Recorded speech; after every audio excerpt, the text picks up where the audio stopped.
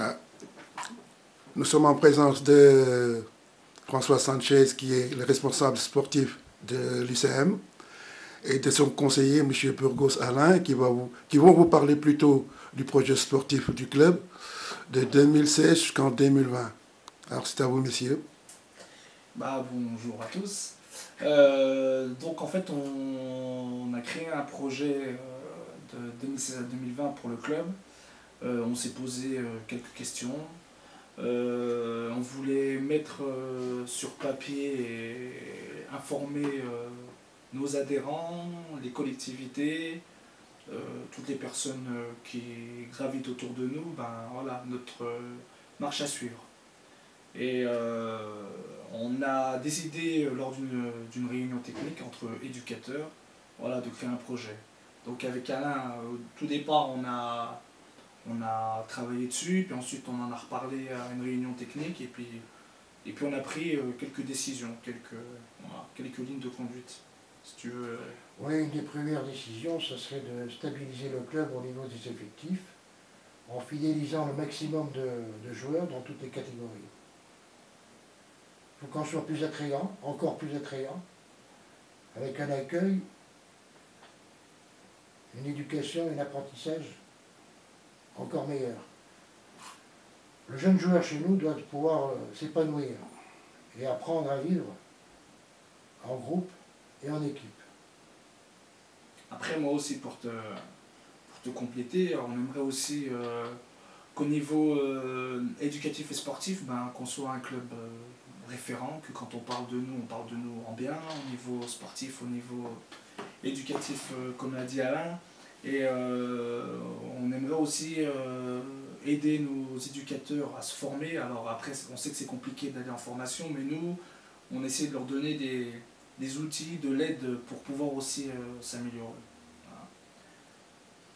Et une chose importante, à notre goût, c'est que chez les plus jeunes, on ne fait pas de sélection. Voilà, des U7 à U13, on prend tous les joueurs. Cette année, on a fait quelques sélections U15, U17, U19.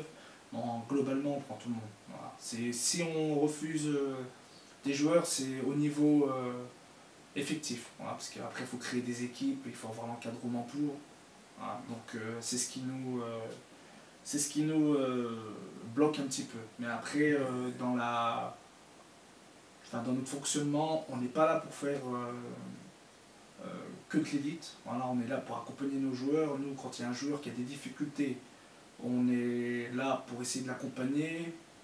Cette année, on a même testé... Oui, il y a une séance de rattrapage Bon, on n'a pas pu le continuer parce qu'on s'est pris trop tard, mais cette année, si on se prend en début de saison, on peut quand même peut-être arriver à former des joueurs qui au départ n'étaient pas... qui étaient faibles, quoi. Donc, si je comprends, il faut une ligne de conduite des U7 jusqu'au U9. Non, des U7, excusez-moi, jusqu'au senior. Ouais, il y a une ligne de conduite sportive, voilà, parce que ce qu'on aimerait, c'est que quand un joueur change de catégorie, il puisse, qu'il change d'éducateur ou pas, après chaque éducateur a sa propre personnalité, mais que la ligne de conduite soit suivie. Voilà. Et puis il y a aussi une ligne de conduite au niveau comportement, voilà, éducatif pour les plus petits. On veut qu'on parle de bien en nous, pas seulement sur le terrain, gagner des matchs c'est bien, mais aussi avoir une bonne ambiance, une bonne osmose entre nous tous. Voilà. Donc là, vous voulez atteindre l'objectif, mais pas à n'importe quel prix. Oui. Non, pas à n'importe quel prix. Il faut que le club ait une bonne image de marque. Voilà. Qu'on laisse tomber personne et qu'on arrive à former des jeunes pour notre club à nous. On n'a pas besoin de jeunes, on sait que les jeunes très très bons vont partir. Mais nous, il faut qu'on arrive à former des joueurs pour notre club. Avoir un noyau de joueurs voilà. arbanais, voilà, des joueurs du club, qu'on puisse les suivre, et puis que eux sont la vitrine du club. Voilà. L'objectif, c'est qu'on dise, voilà, à Arban, il y a eu 10 jeunes qui sont là depuis les U9, et puis c'est eux l'équipe Fagnon. Voilà. L'objectif, il est là.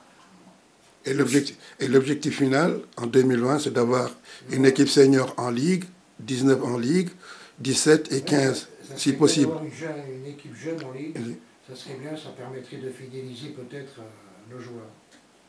Ben, c'est... Voilà, dans la vie, il faut aussi, malheureusement, il y a aussi des objectifs voilà, chiffrés. Voilà.